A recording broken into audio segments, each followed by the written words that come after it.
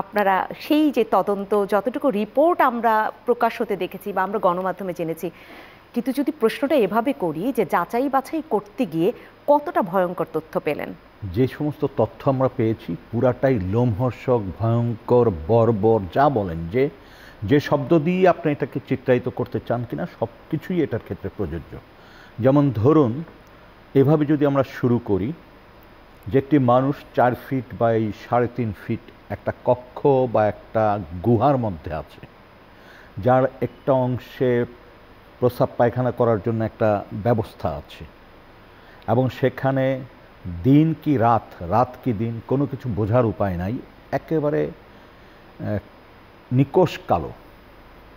আমরা যখন ওখানে ওই জায়গায় যাই, ওটাকে চিহ্নিত করি, আমাদের ওখানে ভিতরে প্রবেশ করার পরে 1 ইঞ্চিও নড়াচড়ার কোনো সুযোগ ছিল না। টর্চ লাইট দিয়ে আমাদেরকে ওখানে প্রবেশ করতে হয়েছে। আলো যাবার কোনো সুযোগ ছিল না, বাতাস সীমিত আকারে যেত, এবং সেখানে মানুষকে দিনের পর দিন, মাসের পর মাস আটকে রাখা হতো। এখন প্রশ্ন করতে পারেন যে আপনারা এটা কিভাবে বুঝলেন দিনের পর দিন বা মাসের পর মাস? যে সমস্ত ভুক্তভোগী আমাদের কাছে এসছে তারা যে বর্ণনা দিয়েছে সে বর্ণনা অনুযায়ী তারা কেউ 1 বছর, কেউ 1.5 বছর, কেউ 5 মাস, কেউ 2 বছর এরকম কথা বলেছেন ছিল। আর আমরা ওই সিক্রেট সেলগুলিতে যে জিনিসটা দেখেছি, ওয়ালে আঁচড়ের দাগ। গুহা মানবরা যেমন গুহার ভিতরে আঁচড় দিয়ে সংকেত লিখত, এখানে ঠিক সেরকম। একদিন তারা দিন রাতের পার্থক্য ছিল না, ফলে তারা ওই দিন রাতের পার্থক্যটা বুঝতো বা দিন গণনা করত, সেটা হচ্ছে সকালের খাবার দেখে। অর্থাৎ যখন রুটি বা খিচুড়ি দিত তখন তারা বুঝতো যে এটা একটা নতুন দিন, এবং তারপর তারা ওয়ালে একটা আঁচড় দিত। সেটা কখনো কখনো দিনে একবারই খাবার পেত না, এরকম? 3 বার, কিন্তু অন্যান্য খাবার। ওরা 2-1 দিন খাবার খাওয়ার পর বুঝেছে যে সকালবেলায় একমাত্র রুটি দেয়, কোনো কোনো দিন খিচুড়ি দেয়, আর অন্যান্য বেলায় সামান্য শুকনা ভাত এইটা ওইটা দেয়।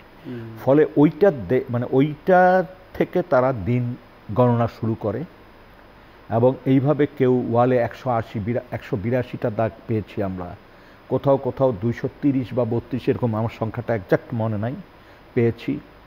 কোথাও কোথাও ডেট পাওয়া গেছে যে একটা তারিখ লিখে গেছে, কোথাও কোথাও মোবাইল নাম্বার লিখেছে, কোথাও কোথাও তার মনের কথা লিখেছে, যেমন I love my country, I love my family, তারপরে বিজয় সুনিশ্চিত, জয় আমাদের, এরকম কিছু কথাবার্তা আমরা দেখেছি। খুবই অস্পষ্ট, ওর ভিতর থেকে বের করতে হয়েছে যে আসলে কি বুঝাইতে চেয়েছে। তারপর দেখেন ওইখানে খুবই কম বস্ত্র দেওয়া হতো। যখন একজনকে উঠিয়ে নেওয়া হতো তার গায়ের কাপড়গুলি খুলে ফেলা হতো, খুলে ফেলে পুরানা কিছু কাপড় ওদের কাছে থাকতো, মানে ওই যারা ধরে নিত তাদের কাছে থাকতো, অর্থাৎ র্যাব ব্যাটালিয়নের কাছে। ওরা ওই কাপড়গুলি পরতে দিত আর এদের পরনের কাপড়গুলি নিয়ে নিত। এটা 2টা কারণ থাকতে পারে। কোনো কারণে যদি তাকে মেরে ফেলা হয় বা সে যদি মারা যায়, তাহলে এই লাশটিকে যখন তারা দিবে কোনোভাবে যাতে পোশাক দেখে চিহ্নিত করা না যায়, এরকম একটি ধারণা আমাদের হচ্ছে। 1।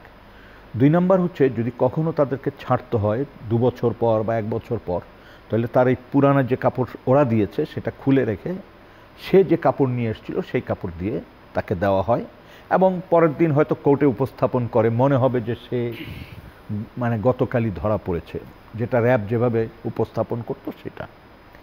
আরেকটা হচ্ছে ওখানে থাকার সময় তাদেরকে ইন্টারোগেশন করা হতো, এবং ইন্টারোগেশন করাকালীন সময়ে যে অ্যাপারেটাস ব্যবহার করা হতো তার কিছু আমরা উদ্ধার করতে পেরেছি, চিহ্নিত করতে পেরেছি। যেমন ধরেন ইলেকট্রিক চেয়ার, যেটা ঘুরতো, সুইচ দিলে একজনকে বসিয়ে দিলে ওইটা খুব স্পিডে ঘুরতো, এবং সেটা 2-3 মিনিট একটা মানুষ সহ্য করতে পারতো না, বমি টমি করে অস্থির হয়ে যেত। আবার ইলেকট্রিফিকেশনের ব্যবস্থাও ছিল, অর্থাৎ ওই চেয়ারে বসিয়ে ইলেকট্রিক শক দেওয়া যেত। তো একটা মানুষকে, তারপর তো ওই যে আঙ্গুলের নখটক উপড়িয়ে ফেলার জিনিসপত্র, তারপরে উপরে আপনার ইয়েতে উঠিয়ে নেওয়া হতো সিলিংয়ে, সেরকম ব্যবস্থার আলামত আমরা দেখেছি। অর্থাৎ নিচে আমরা দেখেছি প্ল্যাটফর্ম লোহার, তার উপর একটা মেশিন ছিল এটা ধারণা করছি, এবং সেই মেশিনের সাথে ওইটা সংযোগ ছিল, উঠানো নামানোর যে প্ল্যাটফর্ম ঝুলিয়ে দেওয়া হতো। মানুষের বর্ণনায় এটা পেয়েছি, আর আমরা ওই সিমটমগুলো দেখে আসছি, মানে আলামতগুলি দেখে আসছি। আলামতের কিছু জিনিস ডিস্ট্রয় করা হয়েছে, কিন্তু কিছু কিছু চিহ্ন রয়ে গেছে, সেই চিহ্ন দেখেছি আমরা। তারপরে আমরা যে জিনিসটা দেখেছি সেটা মানে শুনেছি ওদের কাছ থেকে, সেটা হচ্ছে অনেক ক্ষেত্রে মানে এই রাত দিন বোঝা যায় না, তারপরও চোখ বেঁধে রাখা হয়েছে দিনের পর দিন। চুল বড় হয়েছে, দাড়ি বড় হয়েছে, নখ বড় হয়েছে, কোনো পরিষ্কার পরিচ্ছন্ন করার কোনো ব্যবস্থাই ছিল না। কখনো কখনো তাদেরকে গোসল করার অনুমতি দিত, সেটাও অনেক দিন পর। আর ওখানে যে ব্যবস্থা ছিল সেটাতে গোসল করার সুযোগটা ছিল না। একটা কল ছিল, আর মাত্র 4.5 ফিট জায়গার ভিতরে আপনার একটা প্যান বসানো, একটা কল বসানো, তারপর শোয়ার জায়গা তৈরি করা।